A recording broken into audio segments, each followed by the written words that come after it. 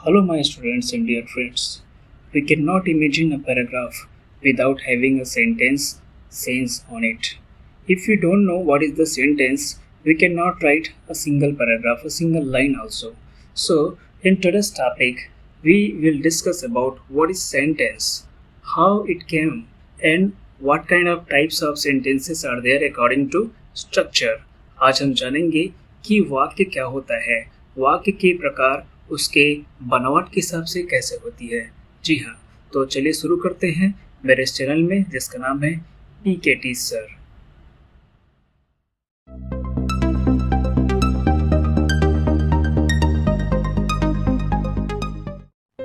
तो चलिए सबसे पहले शुरू करते हैं सेंटेंस के डेफिनेशन से। A sentence is a group of words which makes a complete sense. Sentence शब्दों का वह समूह है जो अपने आप में पूर्ण अर्थ प्रकट करता है। अगर वो पूर्ण अर्थ प्रकट नहीं कर सके तो सेंटेंस नहीं है, क्या है, वाक्यांश या फ्रेज है। अब हम अकॉर्डिंग टू स्ट्रक्चर आज देख रहे हैं। हमारा टॉपिक है अकॉर्डिंग टू स्ट्रक्चर, अर्थात बनावट के हिसाब से सेंटेंस को कितने भागों में बांटा गया है। तो सेंटेंस बनते हैं मुख्य रूप से तीन तरह से। पहला है सिंपल सेंटेंस या साधारण वाक्य। साधारण वाक्य नाम से स्पष्ट है कि उसमें एक ही फाइनाइट वर्ब होता है, मतलब एक ही ऐसा क्रिया होता है जो उस सब्जेक्ट को प्रभावित करता है, या एक सब्जेक्ट एक ही क्रिया करता है। ठीक है। फाइनाइट वर्ब मतलब टेंस। टेंस से एसोसिएटेड शब्दों को या क्रियाओं को फाइनाइट कहा जाता है। ठीक है। अब मैं बोलूं कि वह बाजार जाता है, he goes to market। यहाँ पे goes एक ही फाइनाइट वर्ब है जो कि सब्जेक्ट ही के अनुसार से फॉलो हो रहा है। ओके, तो आप अन्य दूसरे सिंपल सेंटेंसेस को समझ सकते हैं, जैसे the sun rises in the east, I eat mango this days, she talks too much and many more. अब आ जाते हैं हम कंपाउंड दूसरे तरह के सेंटेंस के प्रकार में, इसको बोलते हैं कंपाउंड। कंपाउंड मतलब क्या होता है, ऐसा ग्रुप जिसमें उपवाक्य के दो भाग दोनों ही क्या हो, प्रधान हो।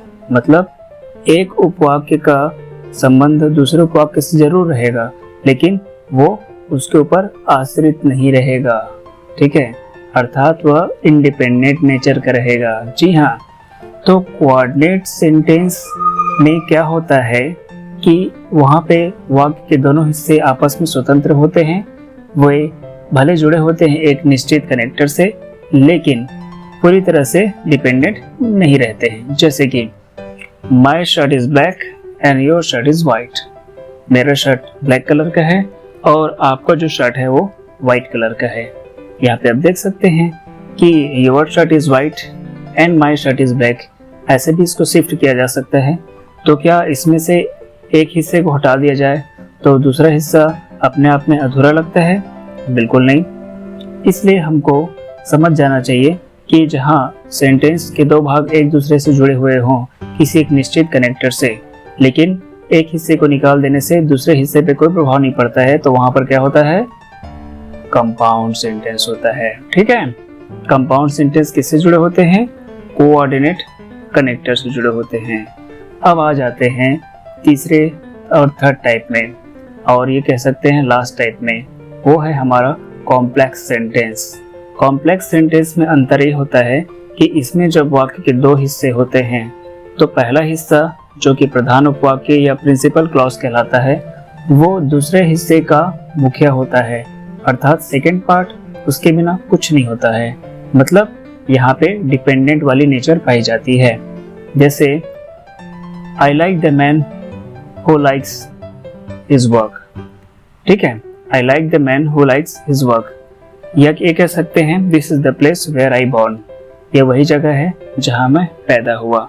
तो यहाँ पे हम एक तरह से सेंटेंस के या क्लॉज के दूसरे हिस्से हटा दिया जाए, जहाँ मैं पैदा हुआ था, जो अपने आप को पसंद करते हैं, तो वहाँ पे अधूरापन वाली फीलिंग आ रही है। पता नहीं चल रहा है कि ये एक्चुअली कहना क्या चाहता है, कुछ मिसिंग से लग रहा है, इसका पहला पार्ट होना चाहिए तभी हमको इसका पूरा सेंस समझ में आएगा, ऐसा लग रहा है।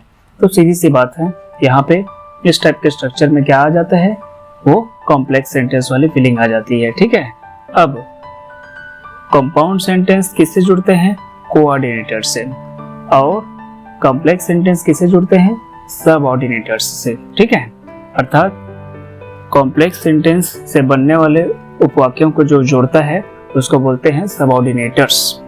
ठीक है, अब यहाँ पे हम आपको ऐसे फिगर दिखाएंगे इसमें इमेज में, जिसमें आपको पता चलेगा कि इसके मुख्य कुछ जरूरी कनेक्टर्स कौन कौन से होते हैं। और हम अब सबऑर्डिनेट क्लॉज के बारे में चर्चा करते हैं। तो सबऑर्डिनेट क्लॉज में अन्य 3 और प्रकार पाए जाते हैं, जो है पहला नाउन क्लॉज, दूसरा है एडजेक्टिव या रिलेटिव क्लॉज, और तीसरा थर्ड है हमारा एडवर्ब क्लॉज। तो आज का जो मेरा मकसद जो था, my main object was to tell you the types of sentence according to its structure, at the same time to tell its connector, mainly they are connected each other. Okay, तो आज की क्लास आपको समझ में आई होगी, पसंद आया होगा, और नेक्स्ट क्लास में मैं डिटेल से सिंपल सेंटेंस के बारे में, कोऑर्डिनेट के बारे में और सबऑर्डिनेट के बारे में डील करूंगा। तब तक के लिए बाय बाय।